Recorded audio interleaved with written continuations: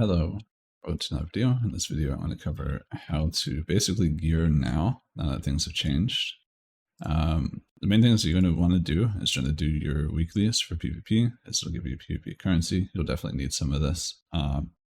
If you were to go from, how to put it, a 322 to 333, or no, 332 in the PvP vendor, you would need about 300 comms. So you would buy a wrist and belt, or a belt and wrist, whatever, whichever you want. So let's say I just buy this, and then I upgrade this to 332.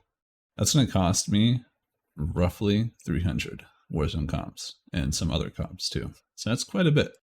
We don't get as many PvP currency from the weeklies anymore. At least I don't think.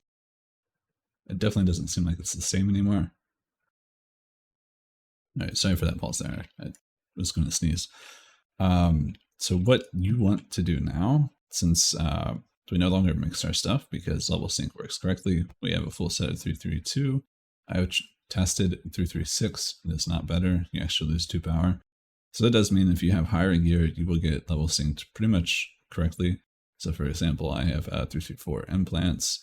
These will actually get level synced correctly in PvP. Crystals do not work in PvP too, so that's another thing to keep in mind. They still haven't fixed that. I don't know when or if they'll fix that. I assume they'll fix it when class buffs get fixed. That would be a great update. I would like to see those 2 things fixed. But basically, you can do GSF, you can do PvP.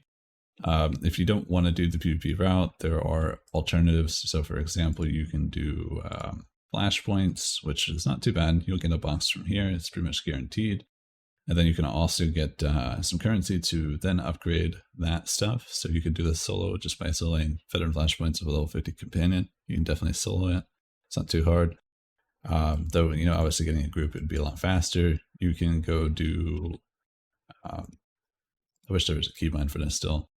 You can do planetary missions, so you can do like Section X and CZ and stuff like this and get these boxes. These boxes will give you gear pieces too. This can inflate your item level, and then when you inflate your item level, if you open boxes like these, they will give you better loot.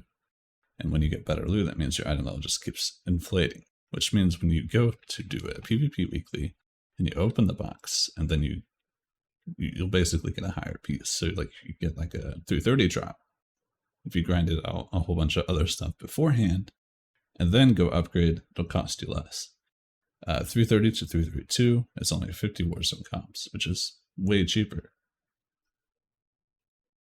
Now to give you a quick example, so I had a pulse there, I had to think if there was anything I missed.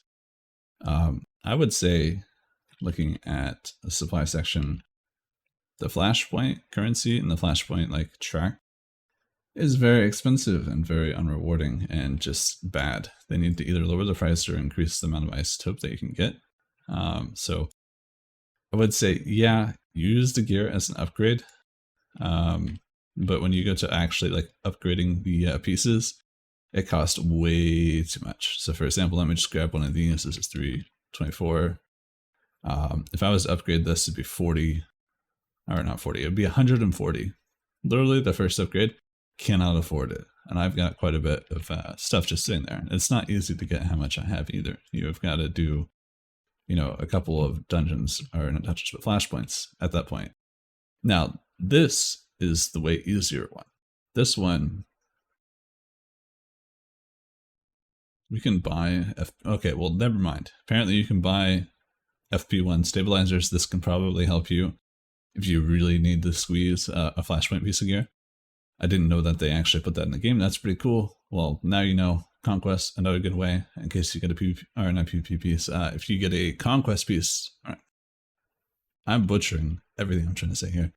If you end up getting a Flashpoint piece, you can then buy this after you've done Conquest a whole bunch across all your characters, which I recommend, by the way. Having ults really makes gearing process go faster.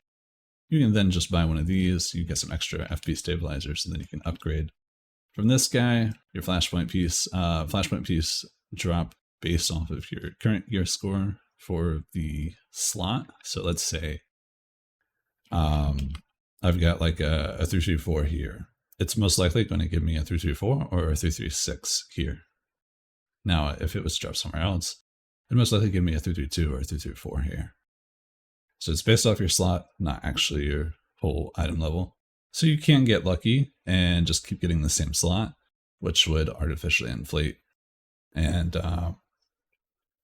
with the flashpoint gear, you can actually, which is probably recommended, you can actually get one of these pieces. And since it's blue grade, you can do the prototype mission to get 332 gear, which is relatively worth it because then you can have 332 gear score, which isn't going to be completely correct. Then open your PvP piece and probably get a 332 or at least 330. Then you go over there, you can do the purple quest. Not the purple quest, but get the purple 332, then go do the purple quest. What I mean by that, hide and seek. It's probably not very clear. I haven't done the quest on this character, so I can actually show you this time. I'm dragging this video on way too long, but hopefully this covers pretty much everything. Because I know there's a lot of questions going on, and I would hate for people to waste so much extra time that they just don't need to waste. So for example, right here, oh, apparently I did, never mind. There would be a mission where it would say 332 prototype like that one, and then 332 artifact.